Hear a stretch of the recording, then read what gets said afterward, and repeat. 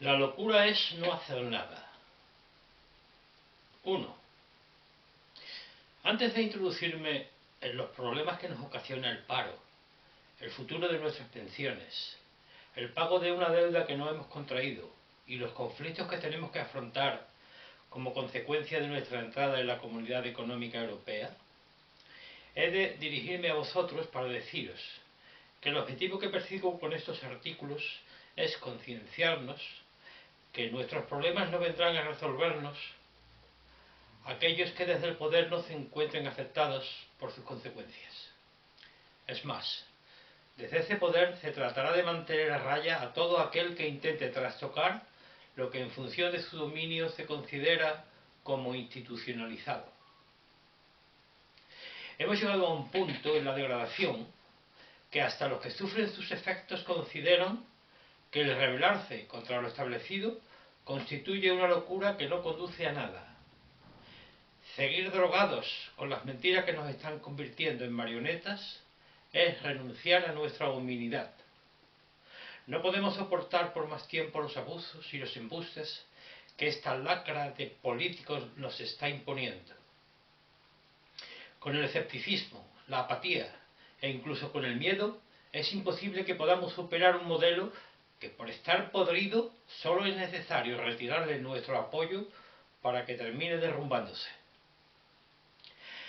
Hace días leí un artículo de Arcadio Olivere en el que más o menos se afirmaba: los que rigen los destinos del mundo son unos delincuentes. A mi entender se quedó corto. Estimo que además tendría que haber añadido que lo que desde el poder se está haciendo con los más indefensos solo puede ser obra de unos canallas. Para aquellos que puedan acusarme que los estoy difamando, les ruego que lo hagan. Me encantaría tener la ocasión de fundamentar un hecho que por otra parte es compartido por la mayor parte de la ciudadanía. Es cierto que los que políticamente rigen el mundo de la economía global constituyen una proyección de los poderes que a nivel nacional hemos dejado en manos de nuestras clases dirigentes y que por tanto no podemos imputar a aquellos sin criminalizar a los que hemos tenido la desgracia de no saber dónde mandarlos. La cuestión, por tanto, es empezar por estos, para que con su desaparición aquellos no tengan ni siquiera la pretensión de aparecer. La cuestión está en que los que se encaramaron lo hicieron y siguen ahí debido a nuestra falta de cultura política. Desde ahí nos consideran como una multitud maleable. Hemos consentido que nos lavaran el cerebro con un fútbol que no es más que una moderna manifestación de aquel pan y circo con el que durante siglos se mantuvieron ocupadas las mentes del Imperio Romano. Lo cual me lleva a recordar un artículo que publiqué hace meses titulado «Coma pienso y no piense». Hemos sido amamantados por unos medios de comunicación puestos al servicio de las clases dominantes. Y por último, como consecuencia de haber tolerado la conformación de una democracia que no ha sido más que otra manera de, a través del engaño, tratar de justificar lo injustificable, hemos dado por buena la existencia y la continuidad de un estamento ejecutivo y legislativo que, al sustraer del judicial su independencia, configura un poder que no es dable cuestionar. Un poder en el que se puede ejercer la represión, ya que al poner a su servicio la judicatura, cuenta con los tres componentes con los que eludir y justificar la procedencia o improcedencia de sus actos. ¿No recordáis nuestra entrada en la OTAN? Y cuando el gobierno de turno nos metió en el euro sin que el pueblo fuera informado de los condicionamientos que se nos imponían. ¿Os suena si hubo alguna consulta o algún referéndum en los que el pueblo diera su anuencia en función de los condicionamientos que se nos imponían con los tratados de Maastricht y Lisboa? ¿Sois conscientes de las secuelas que tendremos que pagar como consecuencia de ese nuevo invento denominado Mecanismo Europeo de Estabilidad? Sois tan inconscientes que no os atrevéis a impugnar el pago de una deuda odiosa, que no habéis contraído vosotros, y que se la estamos dejando a nuestra eventual y sin futuro descendencia.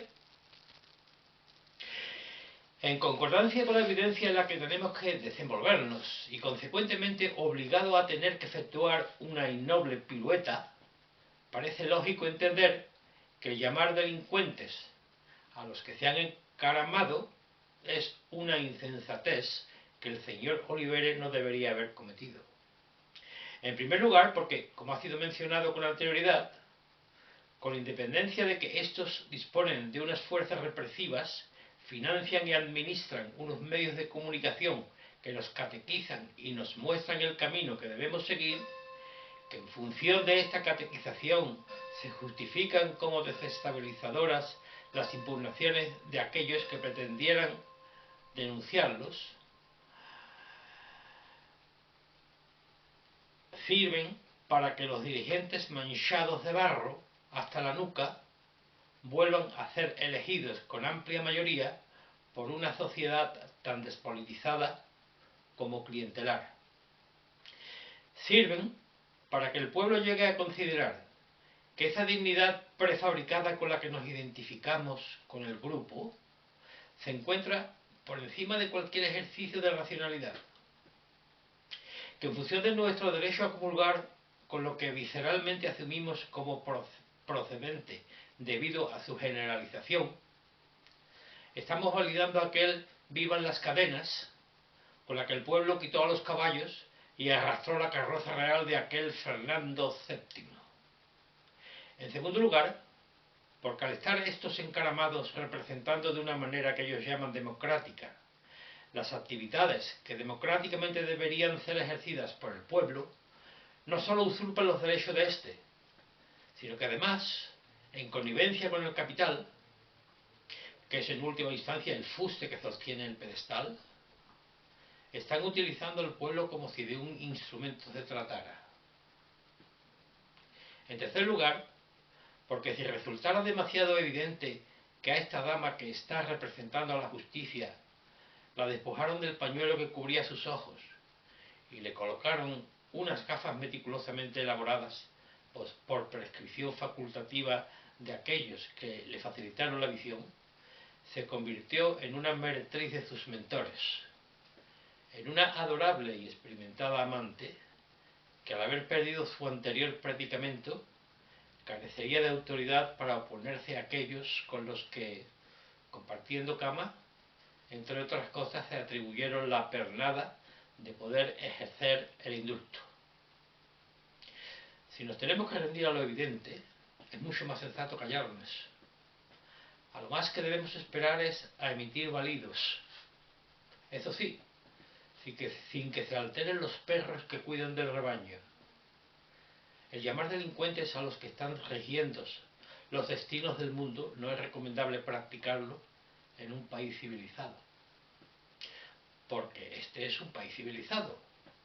No hay más que ver que todos aceptamos una constitución que, aunque no fue elegida a través de una asamblea constituyente, sino que fue urdida por unos procuradores en corte que dieron su anuencia y su complicidad a un rey que, impuesto, juró defender hasta la última gota de su sangre las leyes fundamentales y los principios del movimiento. La realidad es que, al igual que está ocurriendo con el actual gobierno, el pueblo fue y es tremendamente sabio, y consecuentemente supo y sabe qué es lo que se debe hacer para no desestabilizar lo instituido. En consecuencia, este es un país civilizado, a pesar de que haya muchos que, considerando que son mayoría, no se comporten civilizadamente, porque se ha dicho que son mayoría, pero constituyen una mayoría amorfa. No tienen ni siquiera la consistencia y el ímpetu de la manada. Y la consistencia y el ímpetu solo deben residir en el Estado. Recordemos que Hegel nos dijo: el Estado es, y esto es definitivo. Por otra parte, aquí cada uno denuncia balando. y se quedan tan satisfechos con la profusión de los válidos que se generan en el acto, que incluso llegan a considerar, eso sí, tan solo como una consideración, que es preciso hacer algo. Cuando en este modelo constitucional los partidos acaparan el poder ejecutivo y el legislativo, están condicionando no solo al judicial, están determinando tanto la política a seguir por el Banco de España, por la Comisión Nacional del Mercado de Valores, por la que puedan desarrollar los sindicatos arraigados al pesebre, e incluso derogar con la sanción de la corona un artículo como el 135 de la Constitución. Una enmienda en la que se establece que el pago de los intereses y el capital de la deuda pública de las administraciones gozará de prioridad absoluta. ¿Recordáis aquello de que son unos canallas? Pues al dar prioridad al pago de la deuda en detrimento de la educación, la sanidad y, entre otros, el derecho a no ser desprovistos de un techo, se nos está mostrando no solo que esta Constitución fue y sigue siendo una chapuza, sino que muertos la mayor parte de los que la fraguaron, los que aún nos siguen jodiendo, se felicitan al haber logrado conformar una comunidad estúpida y creyente. Hace ya varios días convoqué, a través de una serie de anuncios y correos electrónicos, una conferencia interactiva con la que se pretendía analizar las causas y, en su caso, buscar soluciones al problema del paro y al futuro de nuestras pensiones. Asistieron 3 personas y, por supuesto, las 3 se comportaron como convidados de piedra. No sé si por apatía o porque, por escepticismo, en su fuero interno consideraban que no podemos hacer nada. Y entonces me vino a la memoria aquel espíritu de libertad sin miedo y sin ira que nos invadió a todos con la llegada de aquel espécimen con chaqueta de pana que, como aquel que coreando al de arbusto se dedicó a graznar sobre las armas de destrucción masiva, han pasado por la puerta giratoria. De cómo aquel, si no hay libertad, sin duda la habrá, se fue diluyendo en un continuado proceso de corrupción, sometimiento al capital y desindustrialización. De cómo la derecha y la izquierda, al igual que los idearios republicanos y demócratas en otros países, han sido fagocitadas por el poder del 1%. La derecha, la izquierda. ¿Podemos depositar nuestras expectativas en algo que no sea nosotros mismos? Y si esto es así, ¿no resulta patético que nos atrevamos a decir que somos mayoría? ¿No sería mejor decir que constituimos un conjunto de unidades presuntamente autónomas, un agregado que, como consecuencia de los esfuerzos que ocasiona el pensar, se ha acomodado a que piensen por nosotros?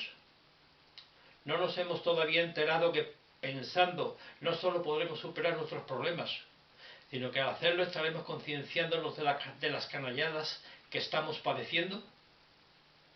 Y lo curioso del caso es que podemos liberarnos sin recurrir a la violencia. Pero esto es algo que poco a poco iremos devanando a lo largo de otras intervenciones. Por ahora me basta y me sobra con que vayamos despertándonos. Una vez concienciados que somos nosotros los que hemos de regir nuestros destinos, y analizadas las razones por las cuales la expulsión laboral se produce y las jubilaciones están siendo puestas en tela de juicio, podremos pasar a decidir como pueblo y no a los dictados que nos impongan los que rigen los destinos del mundo. Si estamos dispuestos a afrontar las medidas que tengamos que tomar para, en lo posible, reducir el paro y asegurar nuestra jubilación a través de una reestructuración de nuestro modelo de economía de mercado. Es necesario concienciarse que este neoliberalismo con el que se están incrementando las desigualdades es una bestia insaciable, que en este modelo neoliberal, que es el hijo bastardo de lo que otrora fue un capitalismo embridado, está proliferando en otros enclaves, en lugares en los que en épocas pasadas arraigó un modelo económico que, a pesar de sus defectos, pretendió ser mucho más social. Un modelo tan distinto que hoy en día, aun habiéndose entre ellos identificado en lo que se refiere a esta bastardía, en función de contemplarse como mundos enfrentados, aquello que los identifica tan solo está reproduciendo un incremento de sus desencuentros. En el pasado hemos visto cómo el resurgimiento económico que tiene lugar en ciertas partes del planeta, especialmente en China, pero también en otros países, ha sido utilizado para, con los beneficios obtenidos, satisfacer las demandas de capital de los países más desarrollados, con lo cual se han generado unas obligaciones que a las economías occidentales les resultan insoportables. Ogaño estamos viendo cómo, ante la imposibilidad de pagar las deudas incurridas, estas economías están barajando cancelarlas a través de medidas tenebrosamente selectivas. Es decir, hemos llegado a un punto en el que, por motivaciones distintas a las que acaecieron en el pasado, están empezando a resurgir una nueva guerra fría. Un conflicto que solo podrá resolverse con la desaparición de las motivaciones que lo generaron, bien a través del eclipse de una de las partes, bien, o mejor dicho, desgraciadamente mal, con la extinción de los dos perros en los que se incubó la rabia. En consecuencia, y a pesar de que, como dijo Jean-Paul Sartre, cuando los ricos se declaran la guerra, son los pobres los que mueren, en el supuesto que estamos abocados tendremos que pensar en ir uniéndonos en nuestro destino al del apuntador que no supo o no pudo esconderse. Este será el único camino con el que se resolverá definitivamente el presente continuo de nuestra juventud. Dejar que este presente siga en manos de unos poderes que nos consideran como cosas.